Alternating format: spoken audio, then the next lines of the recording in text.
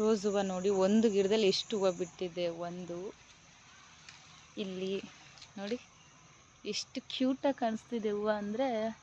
ಮಳೆ ಬಂದುಬಿಟ್ಟಿದೆ ಅದಕ್ಕೆ ಮೇಲ್ ನೀರು ಹಂಗೆ ಇದೆ. ಅಲ್ಲೊಂದಿದೆ, ಇದಂತೂ ಕ್ಯೂಟ್ ಅಂದರೆ ಕ್ಯೂಟಾಗಿದೆ. ಇಲ್ಲಿ ಇನ್ನೊಂದು ರೋಸ್ ಹೂವು ತೋರಿಸ್ತೀನಿ ರೀ. ಇದು ನೋಡಿ ರೆಡ್, ಸಖತ್ತಾಗಿದೆ ಹೂವು ಮಾತ್ರ.